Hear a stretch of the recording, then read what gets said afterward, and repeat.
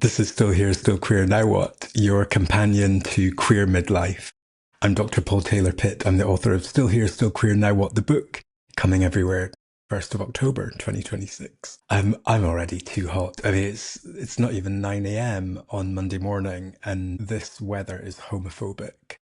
I'm a hairy Scotsman. This is not my vibe. If you have hairy friends, check in on them this week. If you're hot, they're hot. Make sure you're hydrating.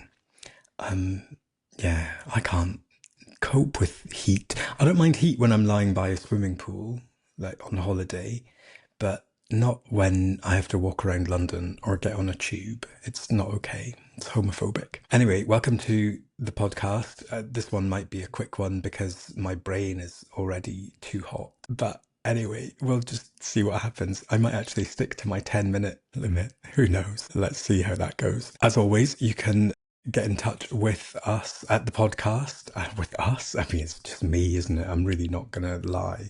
As always, you can get in touch with the podcast by emailing podcast@stillherestillqueernowwhat.com, or you can WhatsApp the pod at 07375 1235544. Leave me a voice note, leave me a message. Thank you for all the lovely messages about the interview with Matt Kane.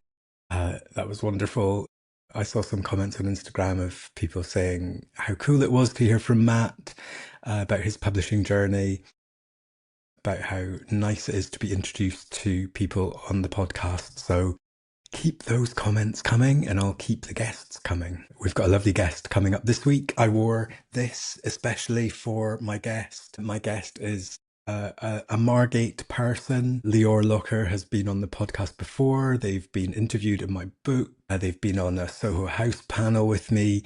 And I was very excited to re-interview Lior for the podcast, so you'll get to be reacquainted with them on Wednesday. Other exciting stuff, I got the proofs back of my book, the updated version. So in terms of, let me mansplain publishing to anyone who's not aware, because I'm still learning. You submit the manuscript, goes through edits, and then you get the opportunity to make some changes. That goes through further edits, and then the stage I'm at now with my book is I've got a copy of the uncorrected proof, so it now looks like a book, not just a Word document. And my job now over the next week is to go through it and just notice any final mistakes that need to be corrected. I have to do that by the 1st of July, and then once that's done, it goes into production, and the next time I'll see it, it will be an actual book. So it's very cool.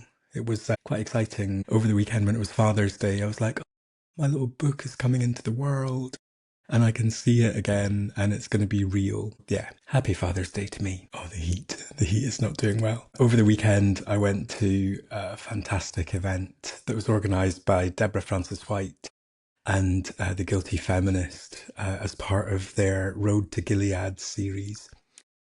Deborah organised an open space event and invited, I think there were around 70 people to go along and just spend a day together having the conversations that we wanted to have about how to stop the far right, to how to create a joyful resistance.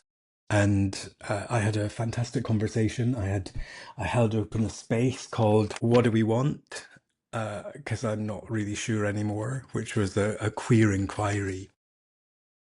And I came up with that because I was thinking about, the olden days when I would march. It'd be like, what do we want? Okay, we want the end of Section 28, and we want an equal age of consent, and we want equal marriage, and we want the ability to adopt. And I remember like going on lots of protests with very clear demands. And in 2026, it's like, what do we want? I don't know what I would say if I was marching. As you might know from the podcast or from social media, I've been running a little research project around mapping our community and what it's like at the moment. So thank you to everyone who's taken part in that. I'm just kind of watching some of the data sort of amass itself at the moment. It's going to be open until the end of June. I was really struck by, well, a couple of things so far. One of the questions I ask in the survey is whether people feel like in the last 12 months, things have got better for them as queer people, significantly better or just a bit better, no change, a bit worse or significantly worse. And so far, nobody has said it's any better. I think at the last count, it was 87% of people said that things were a little bit worse or significantly worse. And the other sort of 13% said no change. So that really surprised me. And then there's another question later on where I ask people, imagine 10 years into the future, what do you want things to be like? How would you know if we've made the gains that we want to? And some of the comments are incredibly touching. Things like, I just want to be able to hold my partner's hand in public, or I just want people to be nice to us again. And I saw that and felt a couple of things. I felt like, wow, that's not actually a big ask. People just to be nice to us again. And also, what a low bar. Is that where we are in 2026? And I was wondering what it would be like to be marching. Like, what do we want? Oh, we just want people to be nice to us again. And so I opened the space at the Road to Gilead with that question and had a lovely conversation with a group of people about what is it that we want now. So I'm kind of letting that settle. There might be something that comes out of that conversation that turns into another piece of action. It's definitely something I'm going to be writing more about. Yeah, lots of stuff going on in my head, especially with, Pride in London coming up. I'm going to be marching with Queerwell. I think it's really important to show support to charities, particularly to mental health charities. So, yeah, a lot of things in my head that are just kind of settling and stewing, and let's see what comes out of them. But thank you to Deborah Francis-White. Thank you to Amnesty Feminists. It was a fantastic day. I took part in lots of other really interesting conversations throughout the day around how we encourage people to be activated and how we create a joyful resistance. And I came away feeling very inspired, very motivated. So yeah, that was great. And something else that made me feel really excited and also was like a window into a different world. Dan and I went to see Harry Styles at Wembley Stadium the other day, and we were maybe like 0.1% of the audience that was male. What an amazing, like, Harry Styles was ridiculously watchable. He was incredibly at ease, and it's such an interesting performer to watch. It reminded me of my first time at Wembley Stadium in 1990 when I saw Madonna live and I was 16. Fast forwarding to this time at Wembley Stadium being 52, watching Harry Styles. And the difference.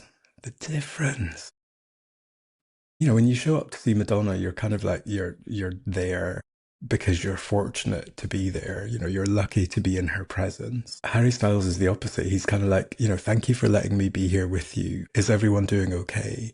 If you need anything, we can stop at any time. It's so different. And what I was so impressed with was just the huge amounts of joy in the crowd and people just being so openly themselves and loving it. And it really made me question, where do all the young men go? Like, where are they having a good time? Where are they expressing themselves? Where are they letting off steam? And the only answer I could come up with was, it's football. But I don't know that that's a good place. I don't know that that's the place where people are feeling joy. I don't know. So it's, yeah.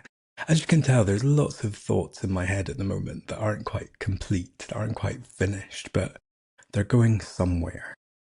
So stay tuned for all of that. Stay tuned for my interview with Lior this Wednesday. That's coming. Next week, there will be quite a different version of this kind of check-in podcast because I'm heading off to Barcelona. I'm on a writing retreat for a week, which I'm also teaching on, which I'm very excited about. And so I'm going to try and do some kind of episode from the Catalan mountains.